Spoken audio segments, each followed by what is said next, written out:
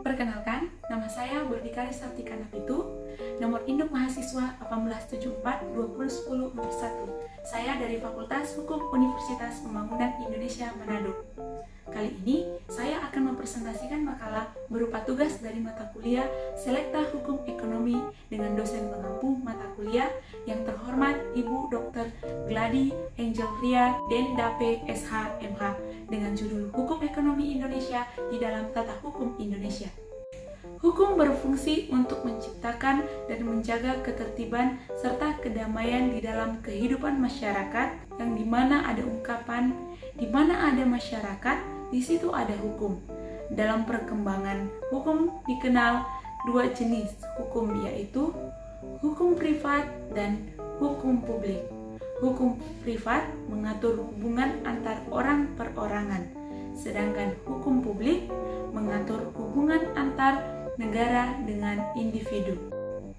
Perkembangan hukum berkaitan erat dengan perkembangan masyarakat. Mengapa demikian?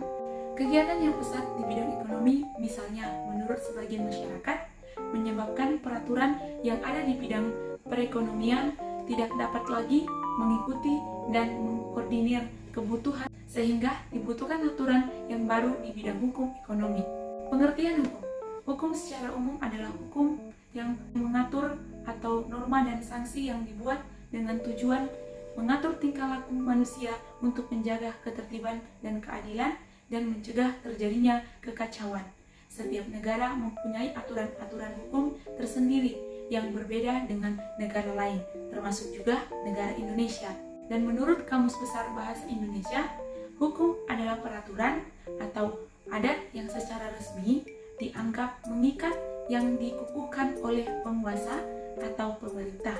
Sedangkan pengertian hukum menurut ahli yang pertama, menurut Aristoteles, yang dimana hukum merupakan kumpulan aturan yang dapat mengikat dan berlaku terhadap masyarakat saja, tapi juga berlaku kepada hakim itu sendiri. Dengan kata lain, hukum tidak diperuntukkan dan ditaati oleh masyarakat saja, tapi juga wajib dipatuhi oleh pejabat negara.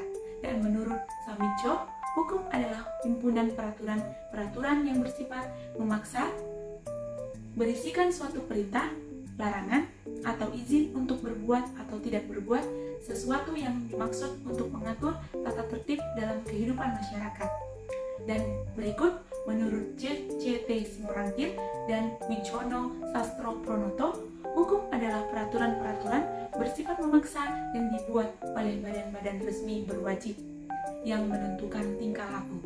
Adapun tujuan dari hukum yang pertama, melindungi hak asasi setiap manusia, dan yang kedua, menciptakan kesejahteraan, ketentraman, kenyamanan dalam kehidupan, dan yang ketiga, menciptakan rasa keadilan bagi seluruh masyarakat tanpa mengenal kasta, dan yang keempat, menjadi petunjuk dalam pergaulan bagi setiap anggota masyarakat, dan yang kelima, menjaga agar tidak terjadinya perbuatan main hakim sendiri dalam pergaulan masyarakat. Dan adapun unsur-unsur dari hukum itu, yang pertama, mengatur tingkah laku masyarakat.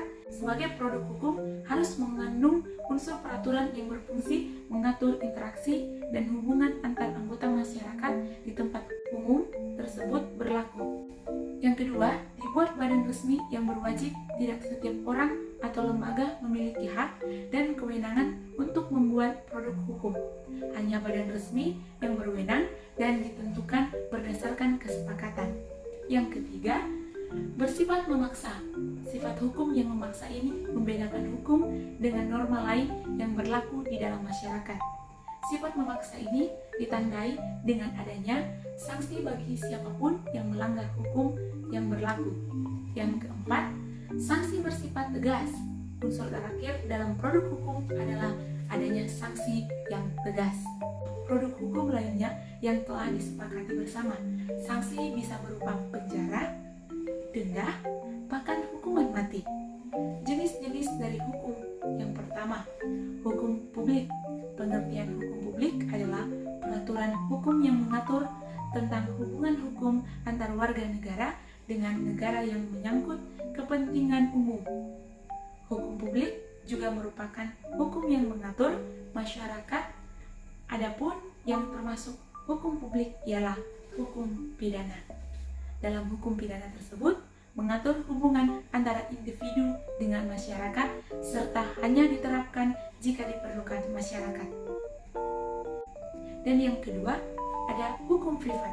Hukum privat merupakan hubungan yang mengatur hubungan antar sesama manusia, antar satu orang dengan orang yang lainnya, dengan menitik beratkan kepentingan perorangan, sementara yang termasuk dalam hukum privat ialah hukum perdata.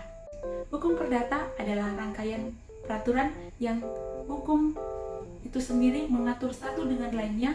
Dalam hukum ini, aspek pokok otonomi warga negara merupakan milik dirinya sendiri. Jadi, mereka berhak mempertahankan kehendak mereka sendiri-sendiri. Kita masuk di dalam pembahasan pengertian hukum ekonomi Indonesia. Di sini, hukum ekonomi Indonesia lahir karena semakin pesatnya pertumbuhan dan perkembangan ekonomi nasional maupun internasional. Hukum dipergunakan bukan hanya untuk mengatur kegiatan ekonomi, tetapi juga agar perkembangan otonomi. Kita masuk di bagian pengertian hukum ekonomi Indonesia. Hukum ekonomi Indonesia lahir karena semakin pesatnya pertumbuhan dan perkembangan ekonomi, baik secara nasional maupun secara internasional. Hukum dipergunakan bukan hanya untuk mengatur kegiatan ekonomi, tetapi juga agar perkembangan ekonomi tidak merugikan hak-hak dan kepentingan masyarakat itu sendiri. Dengan demikian, hukum bukan hanya mengatur aktivitas ekonomi, tetapi bagaimana pengaruh ekonomi terhadap hukum itu sendiri. Seperti Prof. Dr. Afrul Manaat mengatakan, bahwa hubungan hukum dengan ekonomi bukan hubungan satu arah, tapi hubungan timbal balik dan saling mempengaruhi. Bahkan sering disebut bahwa hubungan hukum dengan ekonomi ibarat dua sisi mata yang tidak dapat dipisahkan dan saling melengkapi.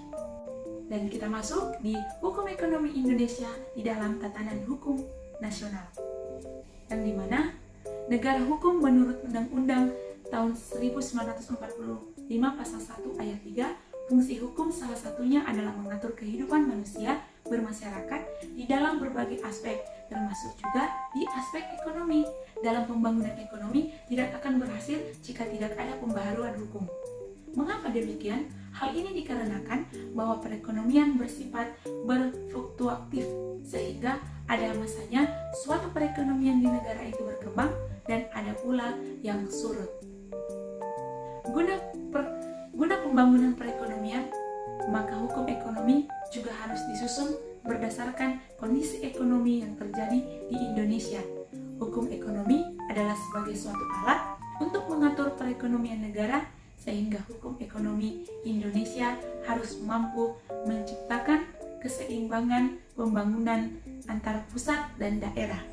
Dan hukum yang mengatur tentang perekonomian diatur dalam pasal 33 Undang-Undang Dasar tahun 1945 yang berisi tentang perekonomian disusun sebagai usaha bersama berdasarkan asas kekeluargaan, cabang-cabang produksi yang penting bagi negara dan menguasai hajat siap hidup orang banyak dikuasai oleh negara. Misalnya, bumi dan air dan kekayaan alam yang terkandung di dalamnya dikuasai oleh negara dan dipergunakan untuk sebesar-besarnya untuk kemakmuran rakyat.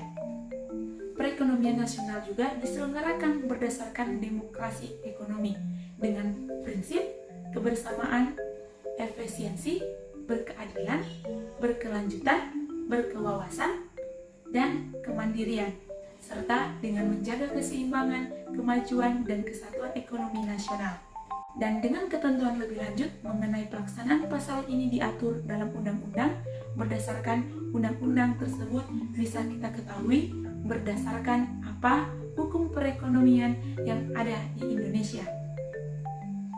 Di ayat 1 yang berisi perekonomian disusun sebagai usaha bersama berdasarkan asas kekeluargaan. Di situ dapat kita pahami bahwa sesungguhnya apapun yang menyangkut perekonomian akan dilakukan secara bersama dan berlandaskan atas asas kekeluargaan yang merupakan salah satu cikal bakal koperasi.